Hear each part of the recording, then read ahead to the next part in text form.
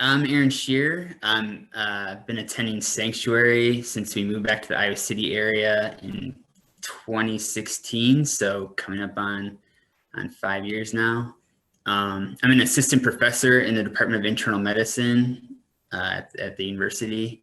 So I dabble in a lot of areas of medicine, but my major research areas are the psychology of infection prevention and control and risk communication, with a focus mostly on adult vaccination.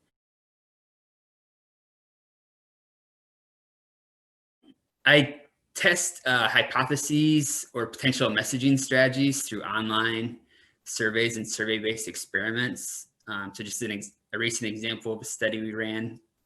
We had participants read about the need to maintain at least 6 feet distance from people they don't live with. And everyone read the exact same information, answered the exact same questions, except we randomly assigned them to one of 4 labels of distancing practices. So the one everyone knows is social distancing, and the second most common one is physical distancing. And then a third and fourth we used were physical distancing, not social distancing, and then social connectedness with physical distance. So again, everything's exactly the same other than the labels we used. And we found that people had the highest intentions to engage in distancing practices in the future when the physical distancing label was used. So even though social distancing is the more common and first use, that's kind of the implication is maybe we should start switching to physical distancing and using that more. Well, a doctor's recommendation is going to be the strongest thing that predicts whether people get vaccinated or not. But then the other thing would be getting trusted individuals to kind of communicate about, the vaccine, the COVID vaccine, for example. And so it's a matter of kind of getting the right people to share the right information. Because otherwise, and this has been one of the blind spots in public health and medicine, is that they assume that people don't engage in the right health behaviors because there's either some gap in knowledge or some distortion in knowledge.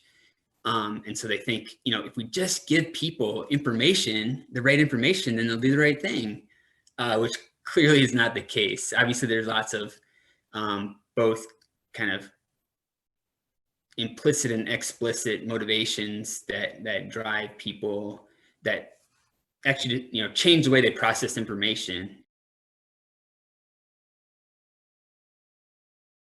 Number one, it's safe. So people's biggest concern has been how rapidly the vaccines have been developed. Usually takes 3 to 4 years to develop a vaccine and have it go through the process of getting tested.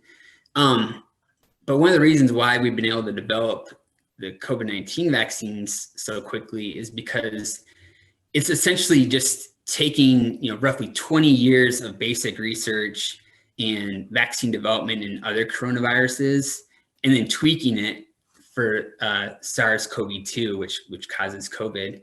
And luckily for us, the SARS-CoV-2 virus is very similar to SARS-CoV-1 virus. So it involved, little adaptations to what we already kind of knew and existed.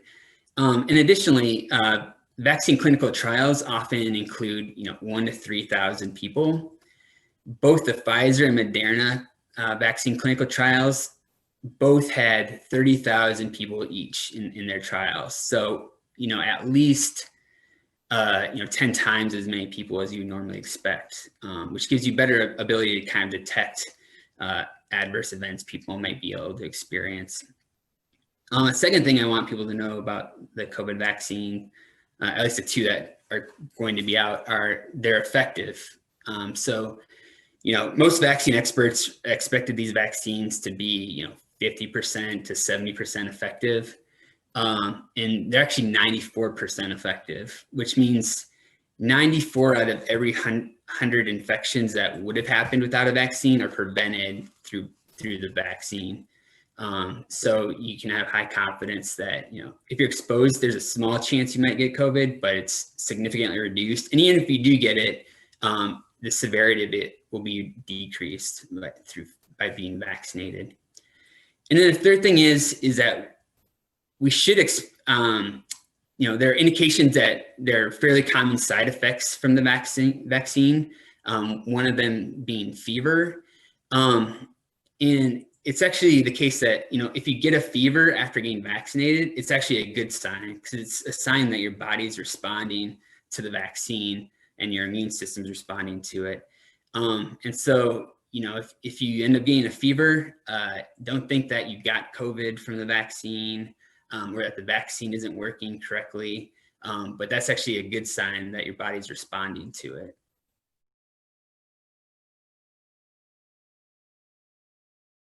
So vaccination is one of the few health behaviors we can engage in that affect other people. And as we've seen with the COVID pandemic, marginalized people groups and disenfranchised groups are disproportionately affected by infectious disease outbreaks. And at least my read on our faith right now is that it calls us to stand with and for those who are marginalized and disenfranchised. And I think that's one of the reasons why I'm so interested in, improving vaccine uptake. Because interestingly, I was, for the first 30 something years of my life, grew up in a very evangelical tradition. But I noticed that my interest in infectious disease prevention kind of coincided or was parallel with me moving away from evangelicalism into more progressive faith or beliefs. And I noticed that, when I was evangelical, I was really fixated on myself and my personal salvation and how I was behaving and doing the right things. But as I've kind of moved out of that, it's given me the opportunity to kind of expand my moral circle, so to speak, and really include more people within that sphere of people, people I want to help and protect.